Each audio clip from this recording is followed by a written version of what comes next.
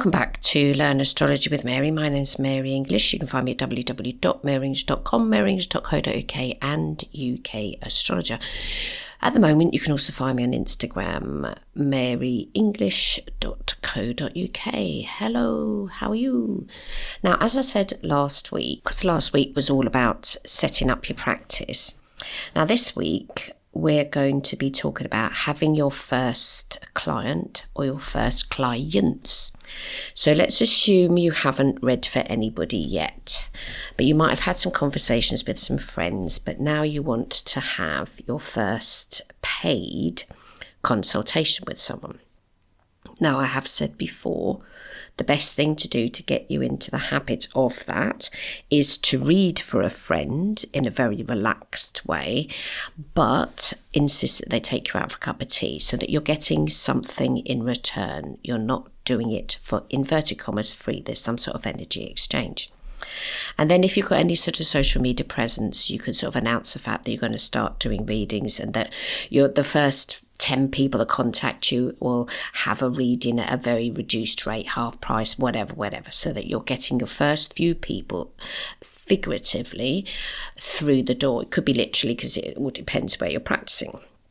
So let's assume now that you have your first client booked in and you are now worrying about what it is that you're going to be doing with them, how you're going to do it, how's it all going to go, Or those are the sorts of things that run through our minds the first time we do a reading. And am I good enough? Will I?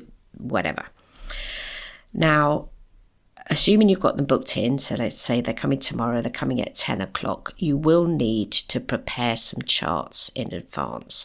And until you get terribly good at charts, it's really much better to be totally prepared about the chart itself, keeping in mind that every client that comes to see you will have at least one burning question that they want to have answered. Now, on my booking app, I included a while ago, because I used to sort of do it by email exchange, I actually have a box on there now. What is the main priority for your reading today? Because even when people book readings for a laugh, I'm going to go with my friends, I can see how we get, because plenty of people do that. They've had an astrology reading before and they just want to see what it's like. There'll still be some questions that they'll want answered, and you need to write those in big block capital letters on your notepad. This person wants these questions answered, and since, like in my case, because I get it on the booking app, so I have it in advance. But when you're booking the consultation with the client, it's not a psychic reading they're booking for. They're booking because they want to know something. They want to know about them, either about themselves, because astrology will absolutely tell them that, or they want to know about some sort of future event that's coming up, like a wedding or a new job, or going to have a baby, or they've had the baby and should they have another one, or loads of different things. But most people have some sort of questions that they want answered, and it's your job as the astrologer to ensure that those questions are answered. Now, when I do my consultations, not always, it depends on the client and whether or not they've ever been before, I will read back to them in the first person. So rather than saying, I want this, but a second person, that you would like this, you would like that, because they've said in their email that I want to know about this new job that I'm starting on the 6th of September, and it's working for me. Will this work out? So I'll read back to them in the consultation, so that I'm absolutely, totally sure that I am answering the questions that the reason they've come to see me, okay? And I can't tell you how important that is, because far too many people that I've heard from that have had other readings have gone to see the astrologer.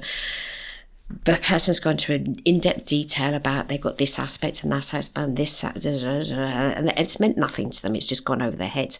However, if the astrologer has answered the questions that they went for and spoken to them in English, not astrologies, they're going to come away feeling much better.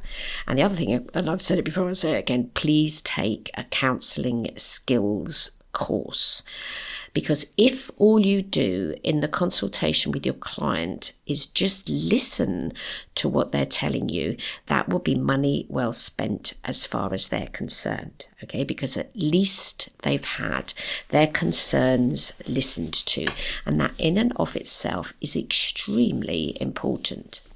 Now, back in the day when my mother was alive, and she knew that I trained to be a homeopath, and she understood about homeopathy because, anyway, she did. She knew all about homeopathy. She didn't really know anything. In fact, she knew nothing about astrology. She didn't even know what it was. I don't know if that's because she was Catholic, because she never read the newspaper. No idea. She didn't know what sign of the zodiac she wasn't. And then by the time I asked her about it, she'd got a bit of Alzheimer's. So anyway, she couldn't quite comprehend what astrology was, but when I sort of explained what happened in a consultation, she summarised it to herself, and she said, "Oh, you help people." And I said, yes, that's exactly it. So that's another thing that you need to keep in mind when you're working with people. Your job is to help them in some way. And that can be as simple as listening to them, answering their questions, making them feel heard, reflecting back to them about their chart and where their placements are, and do they feel that those placements suit them.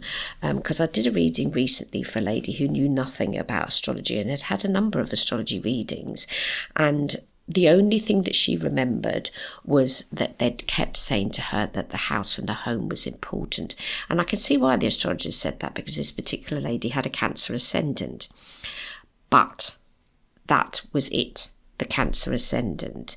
And that was the one takeaway that she'd got from the reading that she had. Now, with the reading with me, we went through everything, and but that was the only thing she remembered. That it was, she said, kept saying, all these different astrologers kept saying, oh, it's all to do with the house and it's all to do with the home.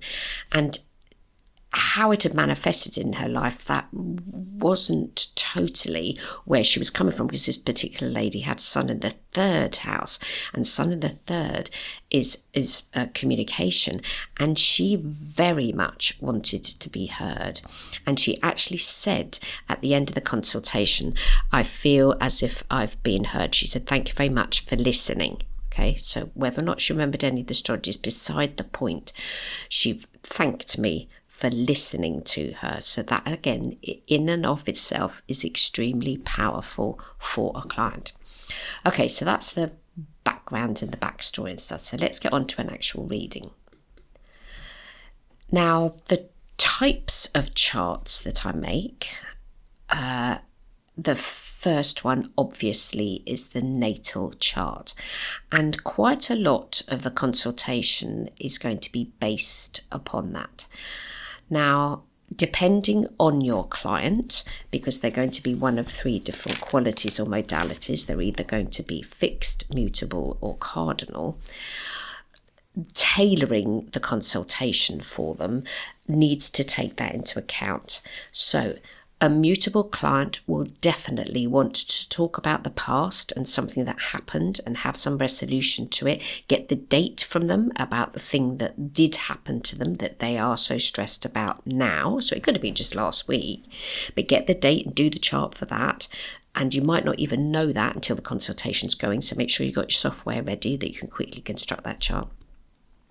Your cardinal signs will always want to know about tomorrow, and a cardinal sign that has a reading where you haven't said to them about an upcoming transit is going to be a cardinal person client who's going to be very short-changed. Your fixed sign clients, so that's your Leos and your Taurians and Aquarians and Scorpios, you need to talk about and a big part of the consultation needs to be what's going on for them at the moment. How do they feel about at the moment? What resources have they got to be able to cope with at the moment? And when we're talking about this modalities and qualities, it's the sun sign that you are considering, and equally the moon. So obviously they can have any different combo of it all. So they could have a fixed sign, sun sign, and want to talk about now but their moon sign's in Pisces and somebody hurt them back in the day. So that does need to be a small part of the consultation. But the consultation needs to be centered around, the majority of it, you need to talk to their sun sign, so that you're talking the language that their sign of the zodiac is going to understand. There's a codicil here. Unless their Mercury is in a different sign to their sun sign, then you need to communicate with them in such a way that their Mercury is going to feel heard and understood. Now, getting your head around all of that, knowing how to do it, can probably take a number of years to comprehend it. But as long as you've got that understanding with yourself and your client, then you and them are going to be in a better place. Yeah. So we've got two. Now, these aren't imaginary, so this is a person. So this is somebody that volunteered their chart. I'm not going to talk an awful lot about what is going on for them or could be going on for them, because what I'd like you to do is to download these charts from the podcast location, both of them, or skip over there and have a look at them, and I'll give you the address in just a minute. And I want you to do the reading, and I want you to email me and let me know what you thought or you think is happening for them or could happen for them at some time in the future. Now, obviously it depends when you're listening to this, because this could be 5 years from now, because some of my podcast episodes they come from 2016, and I don't know when you're listening to this. But when you do get to this episode, have a look at the charts and then email me the transits that are going on for this person today. So today's Sunday the 16th of March 2025, and Mercury is retrograde.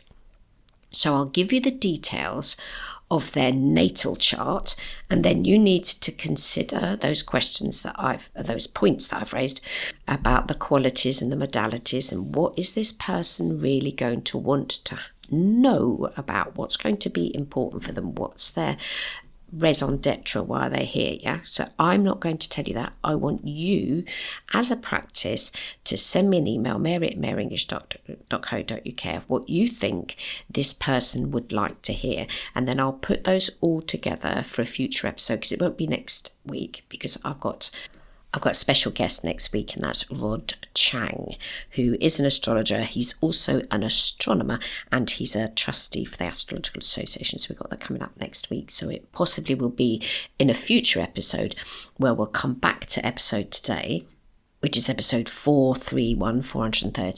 So we'll come back to what we've discussed today, and we'll go through what you've emailed me and you think is important for this person, and what upcoming transits you would consider, you would bring into the reading, and you'd make sure that they'd got their heads around. So I've uploaded to the podcast show notes their natal chart, which I'm going to talk about their natal chart. Don't get me wrong, I'm going to talk about the natal chart, and I've uploaded the transit rhythmogram. Now, these are if all you do with your clients is a natal chart with the present transits for the date the consultation is going to happen. So we're imagining now that they're having their appointment today on the 16th of March. The transit rhythmogram takes you for 5 years, so including this year, and 4 years into the future, so you can go quite a distance away. And have a look at those, and then let me know what you think is in there. Okay, so let me give you the show note address. So it's astromary, ASTROMARY dot, and then Libsyn, LIBSYN, then dot, and then com. Now that takes you to the main page. Depending on when you listen to this, there might be other episodes, so you might be a few weeks behind. So the latest episode is always at the top of the page, but the other episodes will be below it. So you're looking for episode 431, and you'll see on there, if you click on the actual podcast episode number 431, you'll see these two charts that I've uploaded. So we have your imaginary client, and here they are. They're a sun sign Taurus, 25 degrees Taurus, and their moon sign is 17 degrees Aries.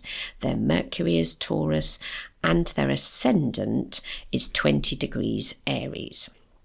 So their moon is in their 12th house, and then they've got the ascendant. So if you're looking at the chart and you can't see it because you're listening on YouTube, and I apologise profusely, you're looking and you're seeing that there are 4 things in the 12th house. There's 1 thing in the first, there's 2 and a bit things in the second, there's something in the third, there's 2 things in the 5th, and there's 1 thing in the 7th. So I'll talk you through what that is. So we've got ascendant is 20 degrees Aries. Then a little further into the first house, it now changes sign, and we've got Mercury in Taurus, 14 degrees. Then we go into the second house, and we've got Mars, 21 degrees Taurus. Then we've got the North Node, 25 degrees. That's Taurus as well. So Mars and the North Node are conjunct. Then we've got the Sun is exactly conjunct the North Node. So the North Node is 25 degrees Taurus and 20 minutes, and the Sun is 25 degrees Taurus and 45 minutes, and they're all located in the second house. If this person doesn't want to know about their financial situation, then I would be very surprised. So somebody natally, and this is somebody that listens to the podcast, very kindly offered their chart, so they are a live living person. This person, thank you very much for volunteering your chart. The Sun conjunct the North Node in the second absolutely needs to feel financially secure. They do not need to be a millionaire, but they do need to feel safe and secure. One of the key words for Taurus, when I wrote the Taurus book, is how to what's the title? How to satisfy a Taurus is the title of the Taurus book that I wrote. And part of satisfaction for a Taurus, the 2 key areas that are important for them, 1 is food, 2 is money, and then depending on how they're wired up, 3 can be the sex life. Okay, so it's not every Taurus that will have that, but 2 things that are important is their financial situation and what time and what it is that they eat.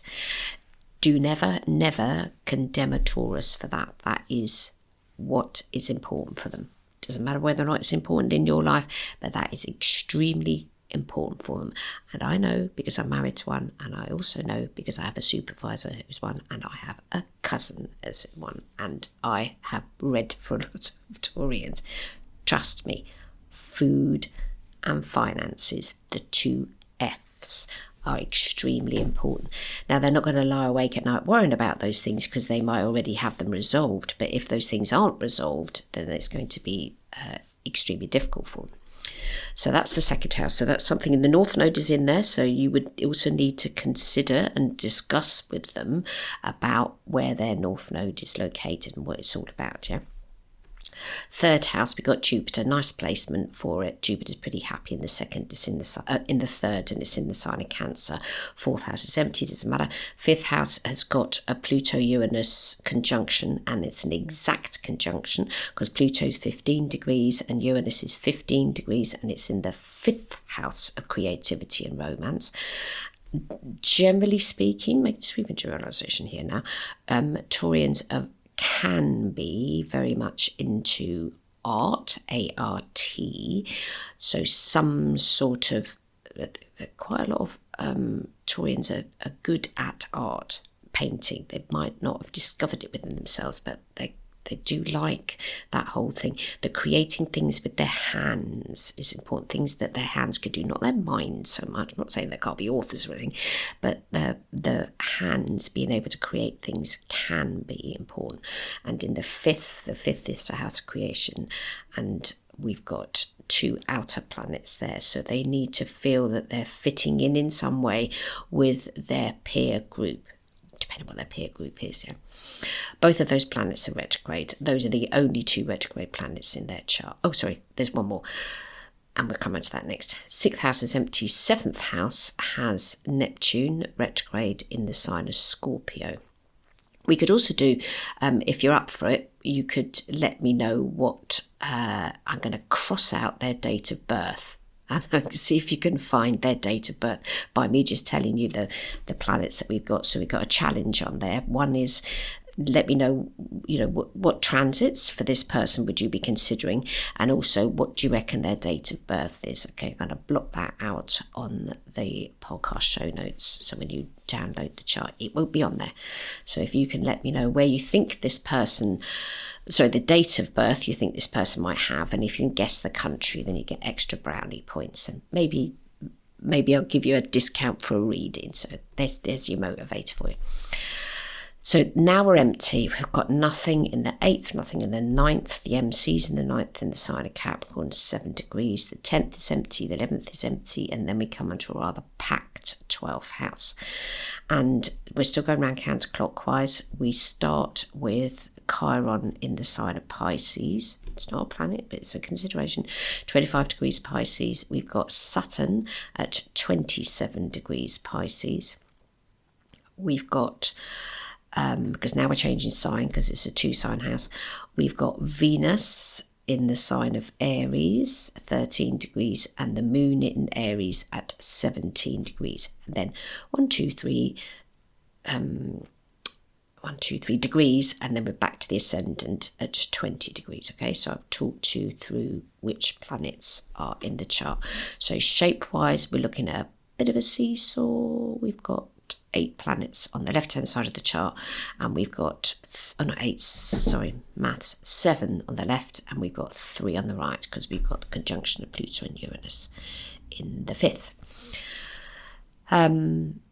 Now, I've put on there where the planets are on the date that I want you to consider, which is today's date, and then ping me over an email and to let me know which upcoming transits, because there are some coming up, that this person that you are now reading for, you would need to take into account. So you can either write it, so your response to me can either be written, write it in an email and I'll read it out, or if you want to, you can make a short little audio recording and share it with me on WeTransfer. So if you've got some recording equipment at home, then I can listen to how you're tackling this reading, and depending on how long it is and how much you want to send me, I can include the actual voice of yours if you want to. It's entirely up to you, or what you've written, and you can either be anonymous or you can put your first name. Again, let me know what you would prefer. So in the rhythmogram, we're starting in 2025 and we're going up to the end of 2029, and you'll see on there all the planets and which ones are doing what and which ones would be important to bring into your consultation. And the other thing to consider is this person going to be, inverted commas, affected by the personal planets, Sun, Moon, Mercury, Venus, Mars, or the mid-planets, Jupiter, Saturn, or the outer planets, Uranus, Neptune and Pluto? Have they already been affected by whichever ones those are, or is it a question of what they are going to be affected by? Because sometimes it's nice is the wrong word, but it's useful to say to a client, oh, I can see that at such and such a date in such and such a year that there could have been a struggle, or there could have been some difficulties. Now, telling somebody that at the beginning of a reading is going to reassure them that A, you understand astrology, but B, you know that they have already been through some sort of challenge. And that's very what's the word? Empowering's the wrong word, but for a client to hear astrologer tell them that something that has happened to them, if they don't understand astrology, they're going to go, oh my God, how did they know that? Are they psychic? But you know, and I know, you're not psychic, you just know and understand transits.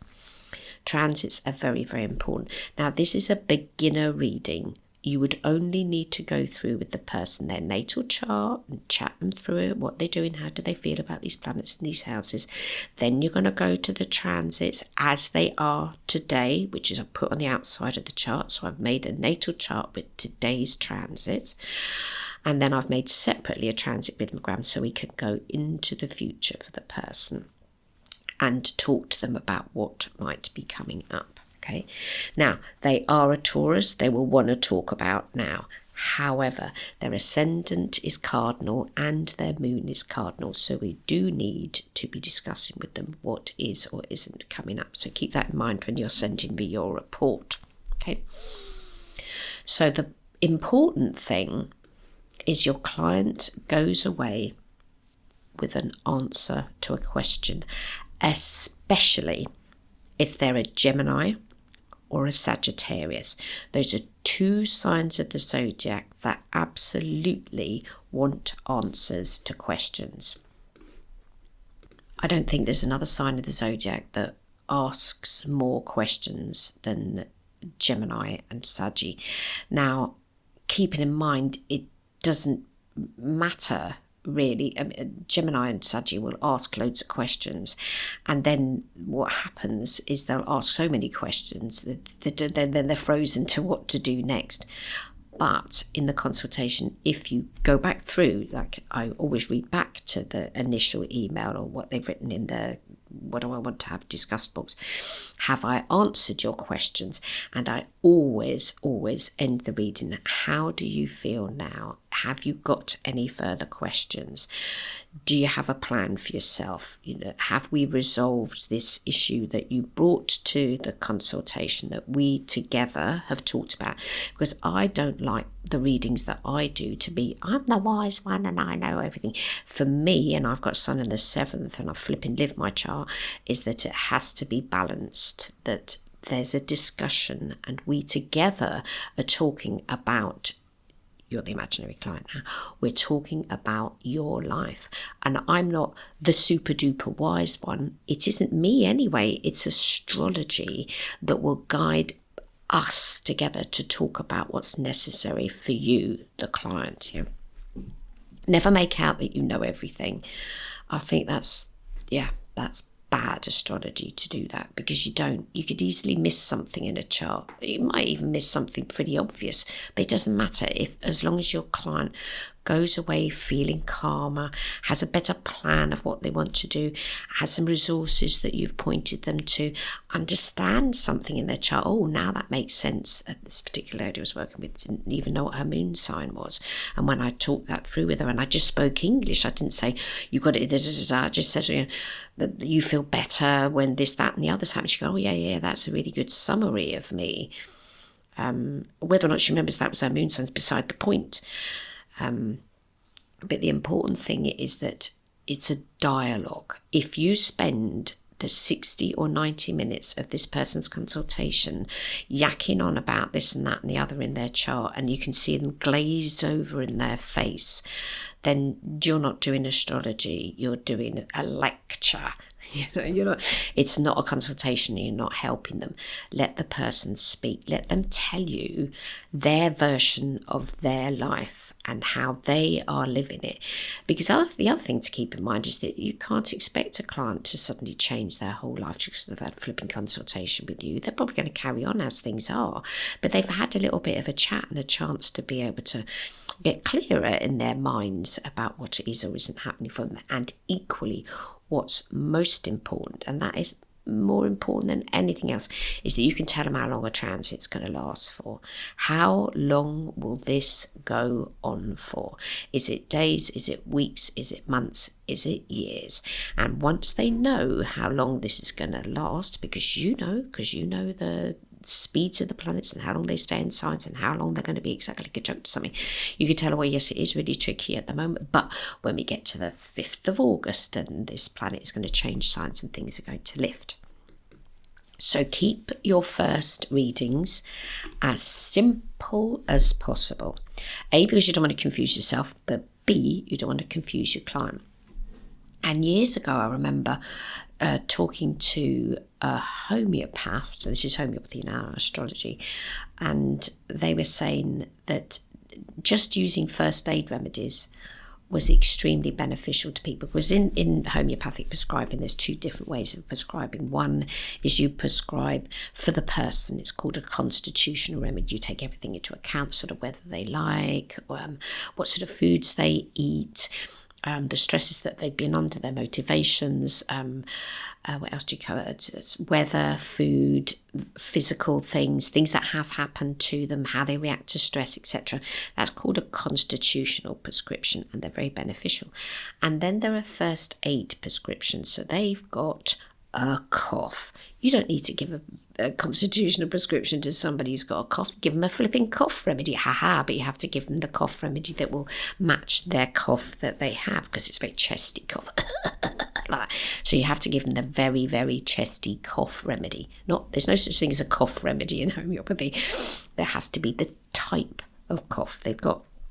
And this person I was talking to said that homeopaths that just do first aid prescriptions can be extremely wanted, utilised, successful, etc. Just making simple first aid prescriptions, yeah. And the same thing goes in astrology. You can have the really complex consultations that go into the depths of this and that, and away with the fairies and these planets and all the rest of it. You can do that. You can equally bring a lot of benefit for somebody by keeping it as simple as possible for them. And talk now, this client, this imaginary podcast person client that we're going to be doing the reading for, they have their Mercury in Taurus.